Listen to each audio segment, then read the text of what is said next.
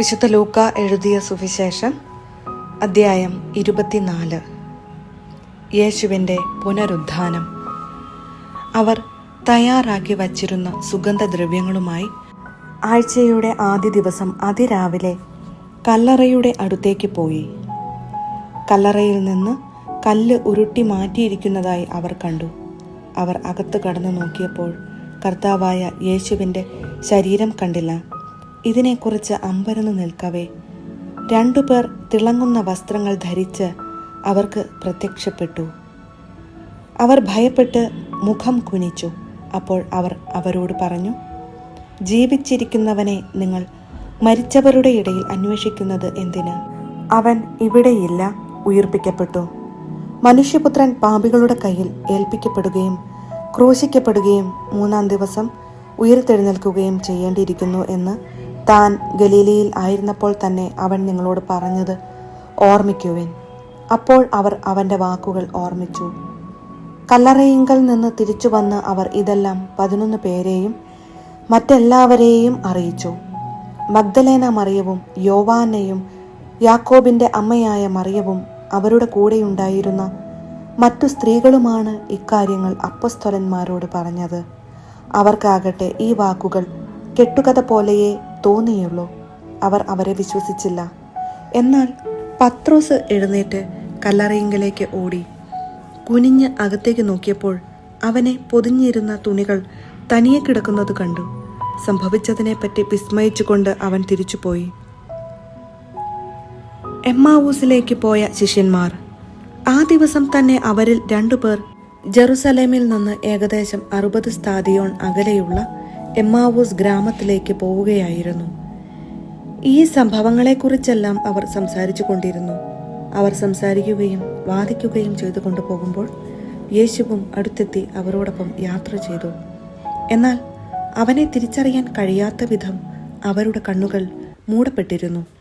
അവൻ അവരോട് ചോദിച്ചു, എന്തിനെക്കുറിച്ചാണ് നിങ്ങൾ സംസാരിക്കുന്നത്?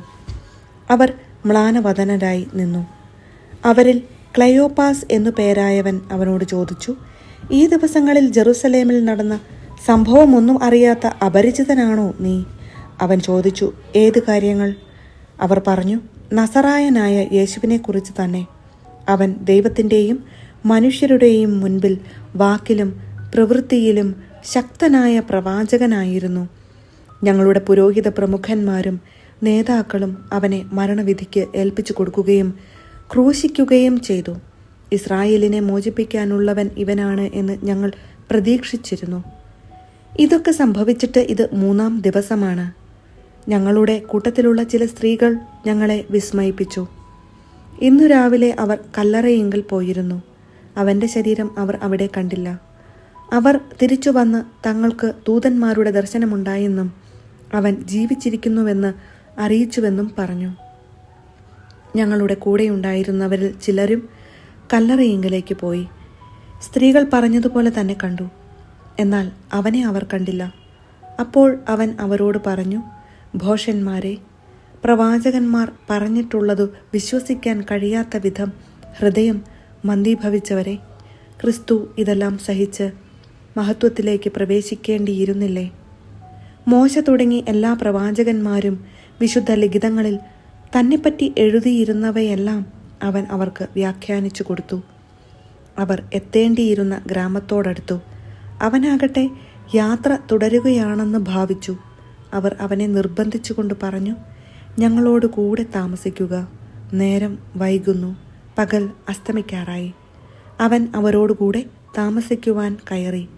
അവരോടൊപ്പം ഭക്ഷണത്തിനിരുന്നപ്പോൾ അവൻ അപ്പം എടുത്ത് ആശീർവദിച്ച് മുറിച്ച് അവർക്ക് കൊടുത്തു. അപ്പോൾ അവരുടെ കണ്ണ് തുറക്കപ്പെട്ടു. അവർ അവനെ തിരിച്ചറിഞ്ഞു. പക്ഷേ അവൻ അവരുടെ മുൻപിൽ നിന്ന് അപ്രത്യക്ഷനായി. അവർ പരസ്പരം പറഞ്ഞു, വഴിയിൽ വച്ച് അവൻ വിശുദ്ധ ലിഖിതം വിശദീകരിച്ചുകൊണ്ട് നമ്മോട് സംസാരിച്ചപ്പോൾ നമ്മുടെ ഹൃദയം ജ്വലിച്ചിരുന്നില്ലേ? അവർ അപ്പോൾ തന്നെ എഴുന്നേറ്റ് ജെറുസലേമിലേക്ക് തിരിച്ചുപോയി. അവിടെ കൂടിയിരുന്ന 11 പേരെയും അവരോടൊപ്പം ഉണ്ടായിരുന്നവരെയും കണ്ടു. കർത്താവ് സത്യമായും ഉയിർത്തെഴുന്നേറ്റു, ശിമയോന് പ്രത്യക്ഷപ്പെട്ടു എന്ന് അവർ പറഞ്ഞുകൊണ്ടിരിക്കുകയായിരുന്നു. വഴിയിൽ വച്ച് സംഭവിച്ചതും അപ്പം മുറിക്കുമ്പോൾ തങ്ങൾ അവനെ തിരിച്ചറിഞ്ഞതും അവരും വിവരിച്ചു. യേശു ശിഷ്യഗണത്തിന് പ്രത്യക്ഷനാകുന്നു. അവർ ഇത് പറഞ്ഞുകൊണ്ടിരിക്കുമ്പോൾ യേശു അവരുടെ മധ്യേ പ്രത്യക്ഷനായി അവരോട് അരുളി ചെയ്തു, നിങ്ങൾക്ക് സമാധാനം. അവർ ഭയന്നു വിറച്ചു. ഭൂതത്തെയാണ് കാണുന്നത് എന്ന് അവർ വിചാരിച്ചു. അവൻ അവരോട് ചോദിച്ചു, നിങ്ങൾ അസ്വസ്ഥരാകുന്നതെന്തിന്? നിങ്ങളുടെ മനസ്സിൽ ചോദ്യങ്ങൾ ഉയരുന്നതും എന്തിന്? എൻ്റെ കൈകളും കാലുകളും കണ്ട് ഇത് ഞാൻ തന്നെയാണെന്ന് മനസ്സിലാക്കുവിൻ. എന്നെ സ്പർശിച്ചു നോക്കുവിൻ. എനിക്കുള്ളതുപോലെ മാംസവും അസ്ഥികളും ഭൂതത്തിന് ഇല്ലല്ലോ. എന്നിട്ടും അവർ സന്തോഷാധിക്യത്താൽ അവിശ്വസിക്കുകയും അത്ഭുതപ്പെടുകയും ചെയ്തപ്പോൾ അവൻ അവരോട് ചോദിച്ചു, ഇവിടെ ഭക്ഷിക്കാൻ എന്തെങ്കിലുമുണ്ടോ? ഒരു കഷണം വറുത്ത മീൻ അവർ അവന് കൊടുത്തു. അവൻ അതെടുത്ത് അവരുടെ മുൻപിൽ വച്ച് ഭക്ഷിച്ചു. അവൻ അവരോട് പറഞ്ഞു, മോശയുടെ നിയമത്തിലും പ്രവാചകന്മാരിലും സങ്കീർത്തനങ്ങളിലും എന്നെക്കുറിച്ച് എഴുതപ്പെട്ടിരിക്കുന്നതെല്ലാം പൂർത്തിയാകേണ്ടിയിരിക്കുന്നു എന്ന് ഞാൻ നിങ്ങളോട് കൂടെ ആയിരുന്നപ്പോൾ പറഞ്ഞിട്ടുണ്ടല്ലോ. വിശുദ്ധ ലിഖിതങ്ങൾ ഗ്രഹിക്കാൻ തക്കവിധം അവരുടെ മനസ്സ് അവൻ തുറന്നു. അവൻ പറഞ്ഞു, ഇങ്ങനെ എഴുതപ്പെട്ടിരിക്കുന്നു, ക്രിസ്തു സഹിക്കുകയും 3-ാം ദിവസം മരിച്ചവരിൽ നിന്ന് ഉയിർത്തെഴുന്നേൽക്കുകയും ചെയ്യണം. പാപമോചനത്തിനുള്ള അനുതാപം അവൻ്റെ നാമത്തിൽ ജെറുസലേമിൽ ആരംഭിച്ച് എല്ലാ ജനതകളോടും പ്രഘോഷിക്കപ്പെടേണ്ടിയിരിക്കുന്നു. നിങ്ങൾ ഇവയ്ക്ക് സാക്ഷികളാണ്. ഇതാ എൻ്റെ പിതാവിൻ്റെ വാഗ്ദാനം നിങ്ങളുടെ മേൽ ഞാൻ അയക്കുന്നു.